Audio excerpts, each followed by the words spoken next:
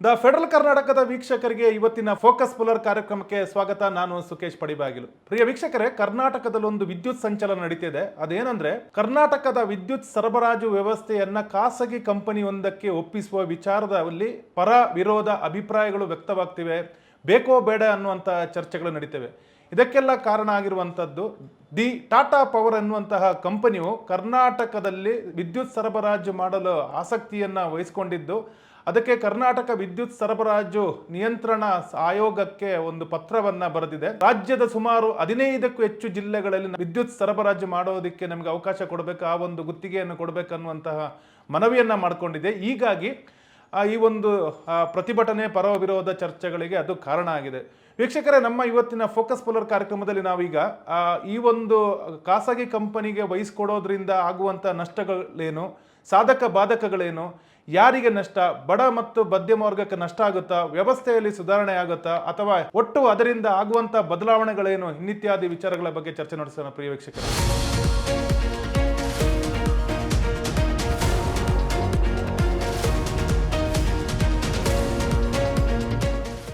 ವೀಕ್ಷಕರೇ, ಈಗ ನಾನು ಕರ್ನಾಟಕದ ವಿದ್ಯುತ್ ಸರಬರಾಜು ವ್ಯವಸ್ಥೆಯನ್ನು ನಾನು ವಿವರಿಸುವ ಮೊದಲು ನಿಮಗೆ ಕರ್ನಾಟಕದಲ್ಲಿ ಪ್ರತಿದಿನ ಎಷ್ಟು ವಿದ್ಯುತ್ ಖರ್ಚಾಗುತ್ತೆ ಅನ್ನುವಂತಹ ಮಾಹಿತಿ ನೀಡೋದು ಕೂಡ ಮುಖ್ಯ. ಕರ್ನಾಟಕದಲ್ಲಿ ಪ್ರತಿ ವರ್ಷಕ್ಕೆ 97,334 ದಶಲಕ್ಷ ಯೂನಿಟ್ನಷ್ಟು ವಿದ್ಯುತ್ತನ್ನು ಕರ್ನಾಟಕದ ಜನತೆ ಬಳಸ್ತಾರೆ. ಅದರಲ್ಲಿ ದಿನಕ್ಕೆ 267 ದಶಲಕ್ಷ ಯೂನಿಟ್ ವಿದ್ಯುತ್ ಬೇಕಾಗುತ್ತೆ. ಈ ಒಂದು ವಿದ್ಯುತ್ ಉತ್ಪಾದನೆ ಕೂಡ ಅದರ ಸಮೀಪವೇ ಇದೆ. ಆದರೆ ಒಟ್ಟು ವಿದ್ಯುತ್ ಬಳಕೆಯಲ್ಲಿ ಈಗ ಬಹುತೇಕ ಪಾಲು ಈಗ ಏನು ಗೃಹ ಜ್ಯೋತಿ ಯೋಜನೆ ಏನಿದೆಯೋ, ಉಚಿತವಾಗಿ 200 ಯೂನಿಟ್ನಷ್ಟು ವಿದ್ಯುತ್ತನ್ನು ವಿತರಣೆ ಮಾಡುವಂಥದ್ದು, ಇದಕ್ಕೆ ಬಹುಪಾಲು ವಿದ್ಯುತ್ ಹೋಗುತ್ತೆ. ಅದರ ಪ್ರಮಾಣವೇ ಸುಮಾರು 26.47ರಷ್ಟು ಇದೆ ಅದರ ಪ್ರತಿಶತ. ಜೊತೆಗೆ ಕೃಷಿ ಪಂಪ್ ಸೆಟ್ಗೂ ಅಷ್ಟೇ ಪ್ರಮಾಣದ ವಿದ್ಯುತ್ ಕೂಡ ಖರ್ಚಾಗುತ್ತೆ ರಾಜ್ಯಾದ್ಯಂತ. ಅದರ ಪ್ರಮಾಣ 10% ಇದೆ. ಹೇಳಿರುವಂತಹ ದಿನದ ಖರ್ಚಿನ 10% ವಿದ್ಯುತ್ ಪಂಪ್ ಸೆಟ್ಗೆ ಬೇಕಾಗುತ್ತೆ. ಜೊತೆಗೆ BBMP ಸೇರಿದಂತೆ ವಿವಿಧ ಸ್ಥಳೀಯ ಸಂಸ್ಥೆಗಳು ಜನರಿಗೆ ನೀಡುವಂಥ ವಿದ್ಯುತ್ ಸಬ್ಸಿಡಿಗಳು, ಸರ್ಕಾರಿ ಇಲಾಖೆಗಳಲ್ಲಿ ಪಾವತಿಸಿದ ಮೊತ್ತಗಳು ಸೇರಿದಂತೆ ಮಟ್ಟದಲ್ಲಿ ವಿದ್ಯುತ್ ಖರ್ಚಾಗುತ್ತೆ ಪ್ರಿಯ ವೀಕ್ಷಕರೇ. ಈಗ ಮುಖ್ಯ ವಿಚಾರಕ್ಕೆ ಬರೋದಾದ್ರೆ, ಖಾಸಗೀಕರಣ ಮಾಡೋದು ಸರಿಯೋ ತಪ್ಪ ಅನ್ನುವಂಥ ವಿಷಯ ಮುನ್ನೆಲೆಗೆ ಬಂದೇ ಬರುತ್ತೆ. ಹಾಗಂತೇಳಿ ಇದು ಖಾಸಗೀಕರಣಕ್ಕೆ ಅರ್ಜಿ ಹಾಕುವಂಥದ್ದಾಗಲಿ, ಭಾರತದಲ್ಲಿ ಖಾಸಗೀಕರಣ ಆಗುವಂಥದ್ದು ಇದು ಮೊದಲೇನಲ್ಲ. ಈ ಹಿಂದೆಯೂ ಸಾಕಷ್ಟು ರಾಜ್ಯಗಳು ವಿದ್ಯುತ್ ವಿತರಣೆಯ ವ್ಯವಸ್ಥೆಯನ್ನು ಖಾಸಗೀಕರಣ ಮಾಡಿದೆ. ಅದಕ್ಕಿಂತಲೂ ಇನ್ನೂ ಹೇಳೋದಾದ್ರೆ, ಸ್ವಾತಂತ್ರ್ಯ ಪೂರ್ವದಲ್ಲೇ ಭಾರತದಲ್ಲಿ ವಿದ್ಯುತ್ ವಿತರಣಾ ವ್ಯವಸ್ಥೆಯನ್ನ ಖಾಸಗಿಗೆ ಕೊಟ್ಟಿರುವಂತಹ ಒಂದು ಉದಾಹರಣೆಗಳಿದ್ದಾವೆ.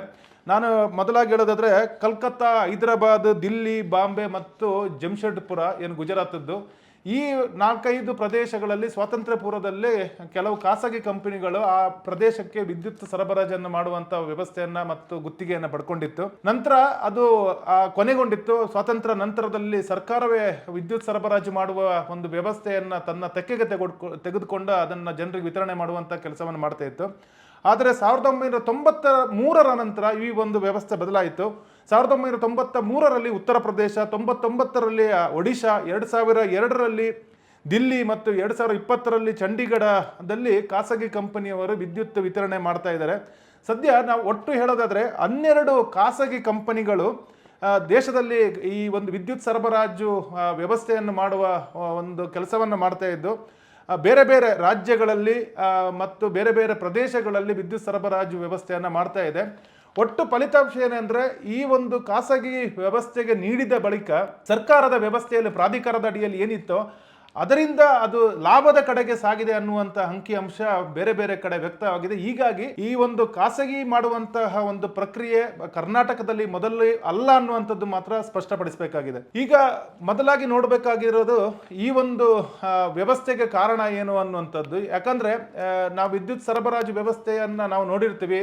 ಪ್ರತಿ ವರ್ಷ ಲೋಡ್ ಶೆಡ್ಡಿಂಗ್ ಬೇರೆ ಬೇರೆ ಕಾರಣಕ್ಕೆ, ಅಂದರೆ ವಿದ್ಯುತ್ ತಂತಿಗಳ ಮೇಲೆ ಏನಾದರೂ ಮರಗಳು ಕೊಂಬೆಗಳು ಬಿದ್ದು ನಷ್ಟ ಆಗುವಂಥದ್ದು, ಬೇರೆ ಕಾಮಗಾರಿಗೋಸ್ಕರ ರಸ್ತೆ ಆಗಿರುವಾಗ ಅಂಡರ್ಗ್ರೌಂಡಲ್ಲಿ ಹಾಕಿರುವಂಥ ವಿದ್ಯುತ್ ಸರಬರಾಜು ವ್ಯವಸ್ಥೆಗೆ ಹಾನಿಯಾಗುವಂಥದ್ದು, ಈ ರೀತಿಯಾಗಿ ಒಂದು ಪ್ರಾಧಿಕಾರಕ್ಕಾಗಿ KPTCLಗಾಗಲಿ ಸಾಕಷ್ಟು ನಷ್ಟಗಳು ನಡೀತಾ ಇರ್ತವೆ.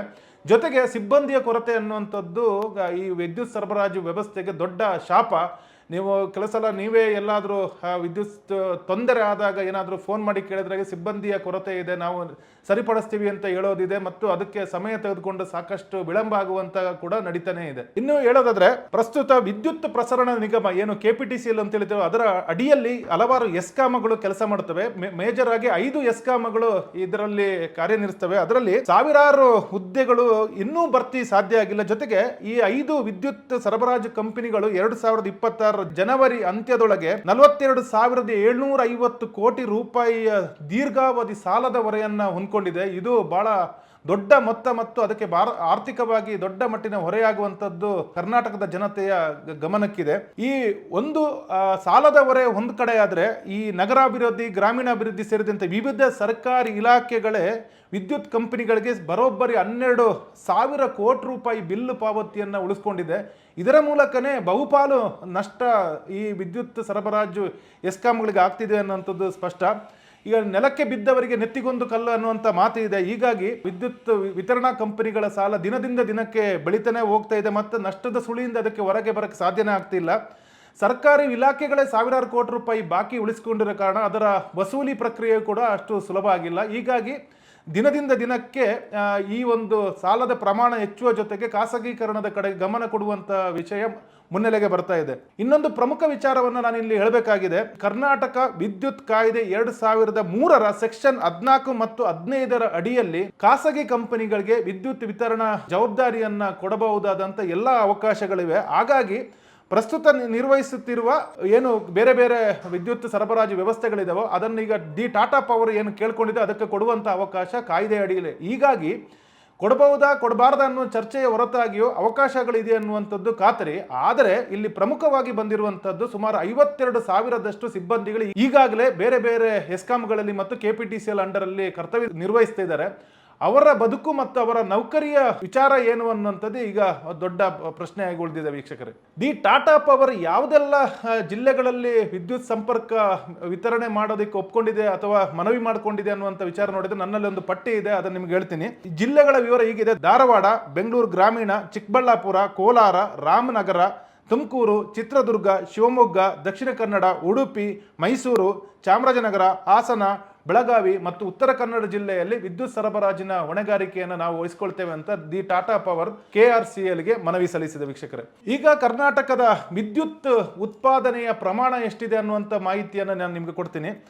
ರಾಜ್ಯದ ಪ್ರಮುಖ ವಿದ್ಯುತ್ ಮೂಲಗಳು ಹೀಗಿದ್ದಾವೆ. 2025ರ ಏಪ್ರಿಲ್ನಿಂದ 2026 ಜನವರಿವರೆಗಿನ ಲೆಕ್ಕಾಚಾರ ನನ್ನಲ್ಲಿದೆ. ಜಲವಿದ್ಯುತ್ತಿನಿಂದ 13,168 ದಶಲಕ್ಷ ಯೂನಿಟ್ ವಿದ್ಯುತ್ತನ್ನು ಕರ್ನಾಟಕ ಉತ್ಪಾದನೆ ಮಾಡಿದೆ.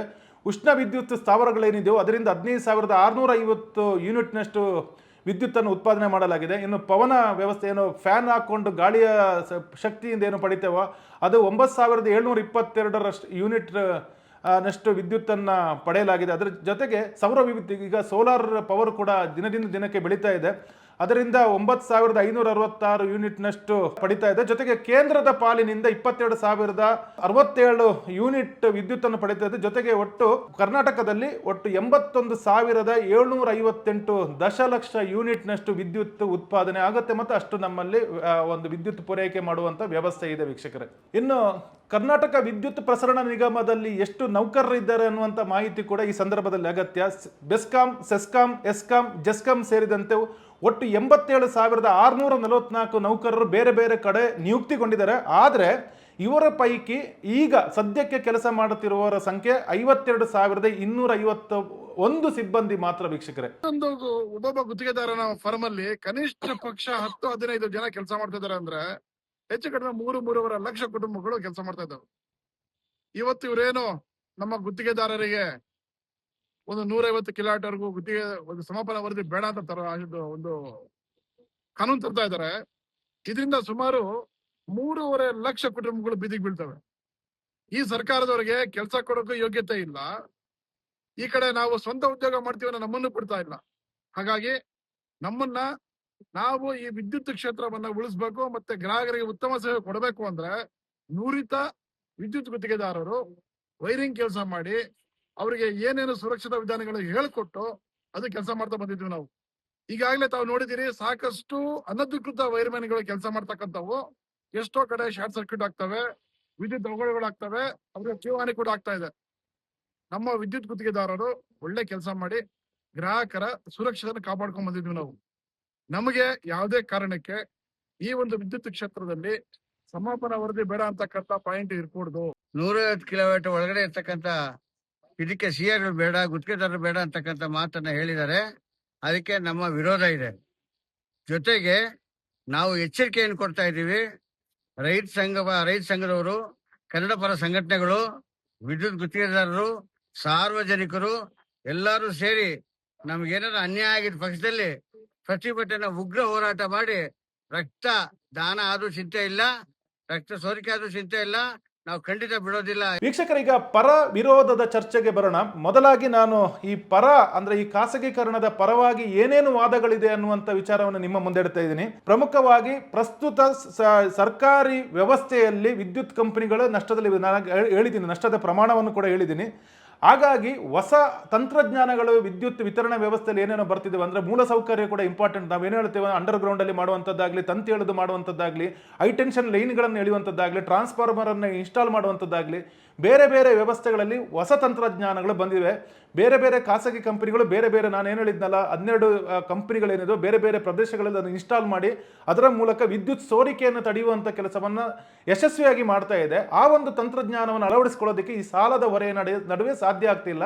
ಹೀಗಾಗಿ ಪರ ಇರುವವರು ಏನು ಹೇಳ್ತಿದ್ದಾರೆ ಅಂದ್ರೆ ಖಾಸಗಿ ಕೊಡುವ ಮೂಲಕ ಈ ತಂತ್ರಜ್ಞಾನದ ಸುಧಾರಣೆಯನ್ನ ಮಾಡಬಹುದು ಅನ್ನುವಂಥ ಮಾತನ್ನು ಹೇಳ್ತಿದ್ದಾರೆ ವೀಕ್ಷಕರೇ. ಇನ್ನು ಸೋರಿಕೆ ಅನ್ನುವಂಥದ್ದು ನಾನು ಆಗಲೇ ಹೇಳಿದೆ, ಈ ಖಾಸಗಿ ಕಂಪನಿಗಳಿಗೆ ಬಂದ್ರೆ ವಿದ್ಯುತ್ ಕಳ್ಳತನ ಅನ್ನುವಂಥದ್ದು ದೊಡ್ಡ ಸಮಸ್ಯೆ. ಅದು ಅಂದರೆ ಈ ಸಾಗಣೆ ವೇಳೆಯಲ್ಲಿನ ಸೋರಿಕೆ ನಾವು ಕೆಲವು ಕಡೆ ಗಮನಿಸಿರ್ಬೋದು. ತಂತಿಗೆನೆ ವೈರ್ಗಳನ್ನು ಹಾಕಿ ವಿದ್ಯುತ್ ಕದಿಯುವಂಥದ್ದು, ಸುಧಾರಿತ ಒಂದು ವ್ಯವಸ್ಥೆ ಇಲ್ಲದ ಕಾರಣ ಆ ವಿದ್ಯುತ್ ಕದಿಯುವಂಥ ಒಂದು ಕಳ್ಳತನದ ಜಾಲವನ್ನು ಪತ್ತೆ ಹಚ್ಚಲಿಕ್ಕೆ ಕೂಡ ಸಾಧ್ಯ ಆಗ್ತಾ ಇಲ್ಲ. ಹೀಗಾಗಿ ಖಾಸಗಿ ಕಂಪನಿಗಳೇನಾದರೂ ಇದನ್ನು ವಹಿಸ್ಕೊಂಡ್ರೆ ವಿದ್ಯುತ್ ಕಳ್ಳತನ ಸಂಪೂರ್ಣವಾಗಿ ನಿಲ್ಲುತ್ತೆ ಮತ್ತು ಸಂಪನ್ಮೂಲದ ಸೋರಿಕೆ ಸ್ಟಾಪ್ ಆಗುತ್ತೆ ಅನ್ನುವಂಥ ಮಾತನ್ನು ಕೂಡ ಪರ ಇರುವವರು ಹೇಳ್ತಾ ಇದ್ದಾರೆ ವೀಕ್ಷಕರು. ಇನ್ನು ಬಿಲ್ಲು ವಸೂಲಿಯ ವಿಚಾರಕ್ಕೆ ಬಂದರೂ ಅದು ಕೂಡ ಅಷ್ಟೇ ಪರಿಣಾಮಕಾರಿ.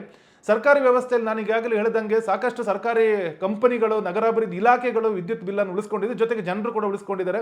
ರೈತರು ಕೂಡ ಈ ಅವರ ಮಿತಿಯನ್ನು ಮೀರಿದ ವಿದ್ಯುತ್ತನ್ನು ಬಳಸ್ಕೊಂಡಿದ್ರೆ ಅದನ್ನು ವಸೂಲಿ ಮಾಡೋಕ್ಕೆ ಸಾಧ್ಯ ಆಗ್ತಿಲ್ಲ. ಖಾಸಗಿ ಕಂಪನಿಗಳು ಈ ವಿಚಾರದಲ್ಲಿ ಬಹಳ ಕಟ್ಟುನಿಟ್ಟು ಮತ್ತು ನಿಷ್ಠರವಾಗಿರ್ತವೆ. ಹಾಗಾಗಿ ವಿದ್ಯುತ್ ಬಿಲ್ ವಸೂಲಿ ವಿಚಾರದಲ್ಲಿ ಕೂಡ ಖಾಸಗಿ ಕಂಪನಿಯಿಂದ ಹೆಚ್ಚು ಪರಿಣಾಮಕಾರಿಯಾಗಿ ಸಾಧ್ಯ ಅನ್ನುವಂಥ ಮಾತುಗಳು ಕೂಡ ಪರ ಇರುವವರು ಹೇಳ್ತಾ ಇದ್ದಾರೆ. ಇನ್ನು ವಿದ್ಯುತ್ ಗೋಸ್ಕರನೇ ಸರ್ಕಾರ ಏನು ಮಾಡುತ್ತೆ, ಪ್ರತಿ ವರ್ಷ ಸಾವಿರಾರು ಕೋಟಿ ರೂಪಾಯಿಯ ಸಬ್ಸಿಡಿಯನ್ನ ಕೊಡುತ್ತೆ. ಈ ಸಬ್ಸಿಡಿ ಬೇರೆ ಬೇರೆ ವಿಚಾರಗಳಿಗೆ ಅಂದರೆ ವಿದ್ಯುತ್ ಸರಬರಾಜಿನಲ್ಲಿ ಬೇರೆ ಬೇರೆ ಯೋಜನೆಗಳಿಗೆ ಹೋಗ್ತವೆ. ಈ ಪರ ಇರುವವರ ವ್ಯವಸ್ಥೆ ಮಾತೇನೆಂದರೆ, ಒಂದು ವೇಳೆ ಈ ಒಂದು ಸಬ್ಸಿಡಿಗಳನ್ನು ನಿಲ್ಲಿಸಿದ್ರೆ ಆ ಸಬ್ಸಿಡಿ ಮೊತ್ತವನ್ನು ಬೇರೆ ಅಭಿವೃದ್ಧಿ ಕಾರ್ಯಗಳಿಗೆ ವಿನಿಯೋಗಿಸಬಹುದು ಅನ್ನುವ ಮಾತನ್ನು ಕೂಡ ಹೇಳ್ತಾ ಇದ್ದಾರೆ ವೀಕ್ಷಕರೇ. ಇನ್ನು ಇನ್ನೊಂದು ಪ್ರಮುಖ ಅಂಶ ಏನಂದ್ರೆ, ಕೆಲವು ಈಗ ಆರಂಭದಲ್ಲಿ ನಾನು ಹೇಳಿದಂಗೆ ಲಾಭ ನಷ್ಟದ ಲೆಕ್ಕಾಚಾರ ಮತ್ತು ಗ್ರಾಹಕರಿಗೆ ಏನು ಲಾಭ ಅನ್ನುವಂಥ ಮಾತನ್ನು ಹೇಳ್ತಾ ಇದ್ದಾರೆ. ಒಂದು ಕಡೆ ಇದರಿಂದ ನಷ್ಟ ಆಗುತ್ತೆ, ಖಾಸಗಿ ಕಂಪನಿಯವರು ಬೇಕಾಬಿಟ್ಟು ಚಾರ್ಜ್ ವಿಧಿಸಬಹುದು ಅನ್ನುವಂಥ ಮಾತನ್ನು ಹೇಳಿದ್ರೆ, ಇನ್ನೊಂದು ಕಡೆ ಏನಂದ್ರೆ ಸುಧಾರಿತ ವ್ಯವಸ್ಥೆ ಮತ್ತು ಸೋರಿಕೆ ನಷ್ಟ ಮತ್ತು ವಸೂಲಿಯ ವಿಚಾರದಲ್ಲಿ ಏನಾದರೂ ಕಂಪನಿಗಳು ಸುಧಾರಣೆ ಕಂಡ್ರೆ ಒಟ್ಟು ಬಿಲ್ ನಮಗೆ ಬರುವಂತಹ ಬಿಲ್ ಕಡಿಮೆ ಆಗ್ಬೋದು ಅನ್ನುವ ಮಾತನ್ನು ಕೂಡ ಈ ಪರ ಇರುವವರು ಹೇಳ್ತಾ ಇದ್ದಾರೆ ವೀಕ್ಷಕರು. ಪ್ರಮುಖವಾಗಿ ಬರುವಂಥದ್ದು ವಿರೋಧ ಇರುವಂಥವರ ವಾದಗಳೇನು ಅನ್ನುವಂಥದ್ದು. ಯಾಕಂದ್ರೆ ಈಗ ಸದ್ಯಕ್ಕೆ ದೊಡ್ಡ ಮಟ್ಟಿನಲ್ಲಿ ಮುನ್ನೆಲೆಗೆ ಬರ್ತಿರುವುದು ಆ ಟಾಟಾ ಪವರ್ ಕಂಪನಿಯ ಪ್ರವೇಶಕ್ಕೆ ವಿರೋಧ ಇರುವಂಥದ್ದು. ವಿರೋಧಿ ಇರೋರು ಕೂಡ ಹಲವಾರು ಅಂಶಗಳನ್ನು ಈ ಸರ್ಕಾರದ ಮುಂದೆ ಇಟ್ಟಿದ್ದಾರೆ ಮತ್ತು ಅದಕ್ಕೆ ಬೇಡಿಕೆಯನ್ನು ಸರ್ಕಾರದ ಪ್ರತಿನಿಧಿಗಳ ಮುಂದೆ ಅವರು ಇಟ್ಟಿದ್ದಾರೆ. ಆ ಕೆಲವು ಅಂಶಗಳನ್ನು ನಿಮ್ಮ ಮುಂದೆ ಇಡ್ತಿದ್ದೀನಿ. ಒಂದು, ಇಂಧನ ಇಲಾಖೆ ಅಂತ ಏನು ನಮ್ಮ ಸರ್ಕಾರದೊಳಗೆ ಇದೆಯೋ ಆ ಇಲಾಖೆ ಖಂಡಿತ ದುರ್ಬಲ ಆಗುತ್ತೆ ಅನ್ನುವಂತಹ ಮಾತನ್ನು ಈ ವಿರೋಧ ಇರುವವರು ಹೇಳ್ತಾ ಇದ್ದಾರೆ. ಅವರ ಪ್ರಕಾರ ಈ ಖಾಸಗಿ ಕಂಪನಿಗಳು ಒಂದ್ಸಲ ಎಂಟ್ರಿ ಆದರೆ ಆ ಒಂದು ಬಂಡವಾಳಶಾಹಿ ವ್ಯವಸ್ಥೆ ಬರುತ್ತೆ. ಅದರ ಜೊತೆ ಈ ಸರ್ಕಾರಿ ಸ್ವಾಮ್ಯದ ಕೆಲವು ಕಂಪನಿಗಳು ಕಾಂಪಿಟೇಷನ್ ಮಾಡೋಕ್ಕೆ ಸಾಧ್ಯ ಇಲ್ಲ ಅನ್ನುವಂಥ ಮಾತನ್ನು ಹೇಳ್ತಾರೆ. ಯಾವ ರೀತಿ ಅಂದರೆ, ಒಂದು ಬೆಸ್ಟ್ ಎಕ್ಸಾಂಪಲ್ ಕೊಡ್ತೀನಿ ನಾನು. BSNL ದಿ ಬೆಸ್ಟ್ ಎಕ್ಸಾಂಪಲ್ ಇದಕ್ಕೆ. ಈ ಟೆಲಿಕಾಂ ವ್ಯವಸ್ಥೆಯಲ್ಲಿ ಬೇರೆ ಖಾಸಗಿ ಕಂಪನಿ ಜಿಯೋ, ನಾನು ಪ್ರಮುಖವಾಗಿ ಹೇಳುವಂಥದ್ದು ಜಿಯೋ ಕಂಪನಿ ಬರುವ ತನಕ BSNL ಸೇರಿದಂತೆ ಇತರ 12 ಖಾಸಗಿ ಕಂಪನಿಗಳೇ ಇದ್ದು ಆ ಲಾಭದಲ್ಲಿ ನಡೀತಾ ಇತ್ತು. ಅಂದರೆ ಅದೊಂದು ವ್ಯವಸ್ಥಿತವಾಗಿ ನಡೀತಾ ಇತ್ತು. ಒಂದು ಸಲ ಜಿಯೋ ಪ್ರವೇಶ ಆದಮೇಲೆ ಅದರ ಆಕರ್ಷಣೆ ಮತ್ತು ಅದರ ಆಫರ್ಗಳಿಗೆ ಬೆನ್ನು ಬಿದ್ದ ಜನರು ನೇರವಾಗಿ ಅದಕ್ಕೂ ಹೋದರು. ಹಾಗಾಗಿ BSNLಗೆ ಅದರ ಜೊತೆ ಕಾಂಪಿಟೇಷನ್ ಮಾಡೋಕ್ಕೆ ಸಾಧ್ಯನೂ ಆಗಿಲ್ಲ. ಈ ಕ್ಷಣಕ್ಕೂ ಕೂಡ BSNL ತೆವಳುತ್ತಾ ಸಾಕ್ತಾ ಇದೆ. ಸಮಸ್ಯೆಗಳ ಸುಳಿಯಲ್ಲಿ ಸಿಲುಕ್ತಾ ಸರ್ಕಾರಕ್ಕೆ ಬೇಕೋ ಬೇಡವೋ ಅನ್ನೋ ಒಂದು ಕೂಸಿನ ಥರ ಅದು ಮುಂದುವರಿತಾ ಹೋಗ್ತಿದ್ದ ವೀಕ್ಷಕರೇ. ಅದೇ ರೀತಿ ಇಂಧನ ಇಲಾಖೆಯಲ್ಲಿನ ಸರ್ಕಾರಿ ಸ್ವಾಮ್ಯದ ಏನು ವಿದ್ಯುತ್ ಕಂಪನಿಗಳಿದ್ದು ಖಂಡಿತವಾಗಿ ಈ ಖಾಸಗಿ ಕಂಪನಿಗಳ ಮುಂದೆ ಸೋಲುತ್ತೆ ಅನ್ನುವ ಮಾತನ್ನು ಕೂಡ ವಿರೋಧ ಇರುವವರು ಹೇಳ್ತಾರೆ. ಇನ್ನು ಪ್ರಮುಖವಾಗಿ ಆತಂಕ ಇರುವಂತದ್ದು ರೈತರದ್ದು ಕೂಡ. ರೈತರಿಗೆ ಈಗಾಗಲೇ ಸರ್ಕಾರ, ನಾನು ಆಗ್ಲೇ ಹೇಳಿದ್ದೀನಿ, 10% ಅಂದ್ರೆ ಒಟ್ಟು ಉತ್ಪಾದನೆ 10% ವಿದ್ಯುತ್ ಪಂಪ್ ಸೆಟ್ಗಳಿಗೆ ಹೋಗ್ತದೆ. ಅದಕ್ಕೆ ಸಬ್ಸಿಡಿ ಕೂಡ ಸರ್ಕಾರ ಕೊಡುತ್ತೆ. ಆ ಸಬ್ಸಿಡಿಯನ್ನು ಖಾಸಗಿಯವರು ನಿಲ್ಲಿಸಬಹುದು, ವಿದ್ಯುತ್ ಪಂಪ್ ಸೆಟ್ಗಳಿಗೆ ಉಚಿತ ವಿದ್ಯುತ್ ಸಿಗದ ಅನ್ನುವಂತ ಒಂದು ಮಾತನ್ನ ಕೂಡ ಹೇಳಲಾಗ್ತಿದೆ. ಹೀಗಾಗಿ ಈ ಒಂದು ಖಾಸಗೀಕರಣದ ವಿರುದ್ಧ ರೈತರ ಕೂಡ ವಿರೋಧ ಇದೆ ವೀಕ್ಷಕರೇ. ಕರ್ನಾಟಕ ರಾಜ್ಯ ಸರ್ಕಾರ ವಿದ್ಯುತ್ತನ್ನು ಖಾಸಗೀಕರಣ ಕೊಡಲಿಕ್ಕೆ ಟಾಟಾ ಪವರ್ ಕಂಪನಿಗೆ ಖಾಸಗೀಕರಣ ಮಾಡಲಿಕ್ಕೆ ತುದಿಗಾಲಿನಲ್ಲಿ ನಿಂತಿರುವಂಥ ಸಂದರ್ಭದಲ್ಲಿ ಇವತ್ತು ರೈತರಿಗೆ ಮತ್ತು ವಿಶೇಷವಾಗಿ ನಾಗರಿಕರಿಗೆ ಭಾಳಷ್ಟು ತೊಂದರೆಗಳು ಇವತ್ತು ಆಗ್ತವೆ. ವಿಶೇಷವಾಗಿ ಇವತ್ತು ರೈತರಿಗೆ ಏನಿವತ್ತು ಕೃಷಿಗೆ ಅವಲಂಬಿತವಾದಂಥ ಬೋರ್ವೆಲ್ಗಳು ಮತ್ತು ಅದರಿಗೆ ಸಂಬಂಧಪಟ್ಟಂಥ ಕೃಷಿಯ ಸಂಬಂಧಪಟ್ಟಂಥ ವಿದ್ಯುತ್ ಸಂಪೂರ್ಣವಾಗಿ ಇವತ್ತು ಕಣ್ಮರೆಯಾಗ್ತದೆ. ಯಾಕಂದರೆ ಖಾಸಗಿಯವರಿಗೆ ಕೊಟ್ಟಂಥ ಸಂದರ್ಭದಲ್ಲಿ ಏನಿವತ್ತು ನಮ್ಮ 10 HP ಒಳಗಡೆ ಇರುವಂಥ ಮತ್ತು ಬೋರ್ವೆಲ್ಗೆ ಉಚಿತ ಬೋರ್ವೆಲ್ನ ನಿಂತು ಹೋಗ್ತದೆ. ವಿಶೇಷವಾಗಿ ಇವತ್ತು ನಾಗರಿಕರಿಗೂ ಕೂಡ ಹೊರೆ ಆಗ್ತದೆ. ಅದೇ ರೀತಿ ಇವತ್ತು ನಮ್ಮ ಮಹಾರಾಷ್ಟ್ರದಲ್ಲಿ ಮುಂಬೈಯಲ್ಲಿ ಏನು ವಿದ್ಯುತ್ ಖಾಸಗೀಕರಣ ಆದ ನಂತರ ಏನು ಇವತ್ತು ಮೊಬೈಲ್ಗಳಿಗೆ ನಾವು ಕರೆನ್ಸಿ ಹಾಕೋ ರೀತಿಯಲ್ಲಿ ವಿದ್ಯುತ್ತನ್ನು ಆ ರೀತಿ ಹಾಕೊಳ್ಳೋದಂಥ ಪರಿಸ್ಥಿತಿಗೆ ಬಂದಿದೆ. ಅದು ಭಾಳಷ್ಟು ತೊಂದರೆ ಆಗ್ತದೆ. ಕೃಷಿ ರಂಗ ಸಂಪೂರ್ಣವಾಗಿ ಹಾಳಾಗ್ತದೆ. ಈಗ ನಾನು ಇನ್ನೊಂದು ಪ್ರಮುಖ ವಿಚಾರ, ಸರ್ಕಾರದ ಪಂಚ ಗ್ಯಾರಂಟಿಗಳಲ್ಲಿ ಗೃಹ ಜ್ಯೋತಿ ಏನಿದೆಯೋ ಆ ಗೃಹ ಜ್ಯೋತಿಯಲ್ಲಿ 200 ಯೂನಿಟ್ ಸಿಗುತ್ತಲ್ಲ, ಅದನ್ನು ಕೂಡ ಸ್ಟಾಪ್ ಮಾಡ್ಬೋದು ಅನ್ನುವ ಮಾತುಗಳನ್ನು ಕೇಳಿ ಬರ್ತಾ ಇದೆ. ಅದರ ಬಗ್ಗೆ ಸ್ಪಷ್ಟತೆ ಇಲ್ಲ. ಆದರೆ ತೀರಾ ಇತ್ತೀಚಿನವರೆಗೂ CM DK ಶಿವಕುಮಾರ್ ಅವರು ನಾವು ಯಾವುದೇ ಗ್ಯಾರಂಟಿ ಯೋಜನೆಗಳನ್ನು ನಿಲ್ಲಿಸುವುದಿಲ್ಲ ಅಂತ ಹೇಳಿದರೆ, ಮೋಸ್ಟ್ಲಿ ಖಾಸಗಿ ಕೊಟ್ಟರು ಕೂಡ ಅವರಿಗೆ ಹಣವನ್ನು ಕೊಡುವ ಮೂಲಕ ಆ ಒಂದು ಯೋಜನೆಯನ್ನು ಮುಂದುವರಿಸಬಹುದು ಅಂತ ಹೇಳ್ಬೋದು. ಆದರೆ ಭವಿಷ್ಯದ ಆತಂಕದ ಪ್ರಕಾರ ಈ ಒಂದು ಉಚಿತ ವಿದ್ಯುತ್ ಯೋಜನೆಗಳು ಭವಿಷ್ಯದಲ್ಲಿ ಕಂಪ್ಲೀಟ್ ನಿಲ್ಬಹುದು ಅನ್ನುವ ಆತಂಕವನ್ನು ವ್ಯಕ್ತಪಡಿಸಲಾಗುತ್ತೆ. ಇನ್ನೊಂದು ಉದ್ಯೋಗ ಕಡಿತದ ಒಂದು ಭಯವೂ ಕೂಡ ಸಾಕಷ್ಟು ಜನರಿಗಿದೆ. ಈಗಾಗಲೇ ನೌಕರರ ಕೊರತೆ ಇದೆ. ಆದರೆ ಖಾಸಗಿ ಕಂಪನಿಗಳು ಬಂದಾಗ ಅವರ ಆಧುನಿಕ ತಂತ್ರಜ್ಞಾನ ಮತ್ತು ಒಂದು ಗಣಕೀಕರಣ ವ್ಯವಸ್ಥೆಯನ್ನು ಬಹಳ ಒಂದು ನಿಕಟವಾಗಿ ಅದನ್ನು ಅಳವಡಿಸ್ಕೊಳ್ಳುತ್ತೆ. ಹಾಗಾಗಿ ನೌಕರರ ಸಂಖ್ಯೆ ಡೆಫಿನೆಟ್ಲಿ ಕಡಿಮೆ ಬೇಕಾಗುತ್ತೆ. ಈಗಾಗಲೇ AI ತಂತ್ರಜ್ಞಾನಗಳು ಬೇರೆ ಬೇರೆ ವ್ಯವಸ್ಥೆಗಳಲ್ಲಿ ಅದನ್ನು ನಿರ್ವಹಣೆ ವ್ಯವಸ್ಥೆಯಲ್ಲಿ ಬಹಳ ಪರಿಣಾಮಕಾರಿಯಾಗಿದೆ. ಹೀಗಾಗಿ AI ತಂತ್ರಜ್ಞಾನವನ್ನು ಏನಾದ್ರು ತಂದ್ರೆ ನೌಕರಿ ಸಿಗುವಂತ ವ್ಯವಸ್ಥೆ ಕಡಿಮೆ ಆಗಬಹುದನ್ನ ಆತಂಕವನ್ನು ಕೂಡ ಇಲ್ಲಿ ವಿರೋಧಿಗಳು ವ್ಯಕ್ತಪಡಿಸ್ತದೆ ವೀಕ್ಷಕರೇ. ಇನ್ನೊಂದು ಪ್ರಮುಖ ವಿಚಾರ, ಈ ನಗರಾಭಿವೃದ್ಧಿ ಇಲಾಖೆಗಳಿಗೆ ಸೇರಿದ ಬೀದಿ ದೀಪಗಳು, ಬೇರೆ ಬೇರೆ ಲೈಟ್ಗಳು ಎಲ್ಲ ಸಾರ್ವಜನಿಕ ಓಡಾಡುವಂತ ಪ್ರದೇಶಗಳಲ್ಲಿ ಹಾಕುವಂತ ಲೈಟ್ಗಳು ಏನಿದಾವ ಅವುಗಳ ಬಿಲ್ ಪಾವತಿ ಸಾಕಷ್ಟು ಬಾಕಿ ಇದಾವೆ. ನಾನು ಮೊದಲು ಹೇಳಿದಂತೆ ಒಂದು ವೇಳೆ ಖಾಸಗಿ ಕಂಪನಿ ವಿತರಣೆ ಮಾಡೋದಾದ್ರೆ ಬಿಲ್ ಪಾವತಿ ಮಾಡದ ಮಾರನೇ ದಿನನೇ ಅವರು ಕರೆಂಟ್ ತೆಗಿತಾರೆ. ಜೊತೆಗೆ ಆ ಇಡೀ ಊರು ಕತ್ತಲಾಗುವ ಸಾಧ್ಯತೆಗಳಿದೆ. ಈ ಒಂದು ಅಂದರೆ ಇದಕ್ಕೆ ಸರ್ಕಾರದ ಮತ್ತು ನಗರಾಭಿವೃದ್ಧಿ ಇಲಾಖೆ ಅಥವಾ ಬೇರೆ ಬೇರೆ ಇಲಾಖೆಗಳ ನಿಯಂತ್ರಣವೇ ಸಿಗದೆ ಜನರು ಕತ್ತಲಲ್ಲಿ ಬದುಕುವಂತ ಸ್ಥಿತಿ ಬರ್ಬೋದು ಅನ್ನುವ ಮಾತುಗಳನ್ನು ಕೂಡ ಹೇಳಲಾಗ್ತಿದೆ ವೀಕ್ಷಕರೇ. ಇನ್ನೂ ಒಂದು ಪ್ರಮುಖ ಆತಂಕ ಏನಂದ್ರೆ, ಸರ್ಕಾರಿ ಕಂಪನಿಗಳು ಯಾವುದೇ ಒಂದು ಸೇವೆಯನ್ನು ನೀಡುವಾಗ ದೊಡ್ಡ ಮಟ್ಟಿನ ಡೆಪಾಸಿಟ್ ಅಥವಾ ಸರ್ವಿಸ್ ಚಾರ್ಜ್ ಅನ್ನು ಪಡೆಯೋದಿಲ್ಲ. ಆದರೆ ಈ ಖಾಸಗಿ ಕಂಪನಿ ಬಂದಾಗ ಅವರು ಡೆಪಾಸಿಟ್ ಅಮೌಂಟ್ ಅನ್ನ ಅಂದ್ರೆ ಭದ್ರತಾ ಠೇವಣಿಗಳನ್ನು ಏನಾದರೂ ದೊಡ್ಡ ಮಟ್ಟದಲ್ಲಿ ಪಡೆಯುತ್ತದೆ. ನೀವು ನೋಡಿರ್ಬೋದು, ಖಾಸಗಿ ಬ್ಯಾಂಕಿನ ಮಿನಿಮಮ್ ಬ್ಯಾಲೆನ್ಸ್ ಎಷ್ಟಿದೆಯೋ, ಸರ್ಕಾರಿ ಬ್ಯಾಂಕಿನ ಮಿನಿಮಮ್ ಬ್ಯಾಲೆನ್ಸ್ ಎಷ್ಟಿದೆಯೋ ಅಂತ ನಮ್ಗೆ ಗೊತ್ತಿರ್ಬೋದು. ಅಂದ್ರೆ SBI ಅಂತ ಒಂದು ಬ್ಯಾಂಕ್, ರಾಷ್ಟ್ರೀಕೃತ ಬ್ಯಾಂಕ್, ಮಿನಿಮಮ್ ಬ್ಯಾಲೆನ್ಸ್ ಕಡಿಮೆ ಇಟ್ಟರೆ ದೊಡ್ಡ ಖಾಸಗಿ ಬ್ಯಾಂಕ್ಗಳು ಅದು ಒಂದು ನಗರ ಪ್ರದೇಶದಲ್ಲಿ ಮಿನಿಮಮ್ ಡೆಪಾಸಿಟ್ ಅನ್ನು ದೊಡ್ಡ ಮಟ್ಟದಲ್ಲಿ ಇಟ್ಟಿರ್ತವೆ. ಅದೇ ರೀತಿಯ ಆತಂಕವನ್ನ ಇಲ್ಲಿ ಕೂಡ ಹೋಲಿಸಲಾಗುತ್ತೆ. ಯಾವ ರೀತಿ ಅಂದ್ರೆ, ನೀವೇನಾದ್ರೂ ಹೊಸ ವಿದ್ಯುತ್ ಸಂಪರ್ಕ ಪಡಿಬೇಕಿದ್ರೆ ಒಂದು ಡೆಪಾಸಿಟ್ ಮೊತ್ತವನ್ನ ಇಡಬೇಕಾಗತ್ತೆ. ಆ ಮೊತ್ತ ಈಗ ಒಂದು ಕೆಲವು ಸಾವಿರಗಳ ಲೆಕ್ಕದಲ್ಲಿದ್ರೆ ಮುಂದೆ ಖಾಸಗೀಕರಣವಾದ್ರೆ ಅದು ಹಲವು ಸಾವಿರಗಳ ಲೆಕ್ಕಕ್ಕೆ ಹೋಗ್ಬೋದು ಅನ್ನುವ ಮಾತುಗಳನ್ನು ಕೂಡ ಇಲ್ಲಿ ಹೇಳಲಾಗ್ತದೆ ವೀಕ್ಷಕರಿಗೆ. ಅಂತಿಮವಾಗಿ ಹೇಳೋದಿದ್ರೆ, ಈ ಒಂದು ಖಾಸಗೀಕರಣ, ವಿದ್ಯುತ್ ಸರಬರಾಜು ವ್ಯವಸ್ಥೆಯ ಖಾಸಗೀಕರಣದ ಪರ ಮತ್ತು ವಿರೋಧ ಎರಡೂ ವಾದಗಳಿದ್ದಾವೆ. ಆದರೆ ಎರಡರಲ್ಲೂ ಹುರುಳಿದೆ. ಅಂದರೆ ಒಂದರಲ್ಲಿ ಒಂದು ಸತ್ಯ ಇದ್ರೆ ಇನ್ನೊಂದರಲ್ಲಿ ಇನ್ನೊಂದು ಸತ್ಯ ಇದೆ. ಒಂದು ಕಡೆ ಆರ್ಥಿಕ ಸುಧಾರಣೆ ಭರವಸೆ ಇದ್ರೆ ಇನ್ನೊಂದು ಜನರಿಗೆ ಸಿಗುವಂತ ಯೋಜನೆಗಳು, ಸಮಾಜ ಕಲ್ಯಾಣದ ಏನು ಕೆಲವು ಯೋಜನೆಗಳಿದಾವೆ ಅವು ನಿಲ್ಲುವ ಆತಂಕವೂ ಕೂಡ ಇದೆ. ಆದರೆ ಕರ್ನಾಟಕದಲ್ಲಿ ಅಥವಾ ಯಾವುದೇ ರಾಜ್ಯವಾಗಲಿ ಕೊನೆಯದಾಗಿ ಬರುವಂಥ ಗ್ರಾಹಕ, ಮಧ್ಯಮ ವರ್ಗ ಮತ್ತು ನಾಗರಿಕ, ಅವನಿಗೆ ಏನು ಪ್ರಯೋಜನ ಅನ್ನುವಂಥದ್ದು ಇಲ್ಲಿ ಮುಖ್ಯವಾಗುತ್ತೆ. ಇದೇ ರೀತಿ ಇನ್ನೂ ಹಲವಾರು ವಿಚಾರಗಳೊಂದಿಗೆ ಮತ್ತಷ್ಟು ಫೋಕಸ್ ಪುಲ್ಲರ್ ಕಾರ್ಯಕ್ರಮದ ಜೊತೆಗೆ ನಿಮ್ಮ ಮುಂದೆ ಬರ್ತೀವಿ. ಅಲ್ಲಿ ತನಕ ನಮಸ್ಕಾರ ವೀಕ್ಷಕರೇ.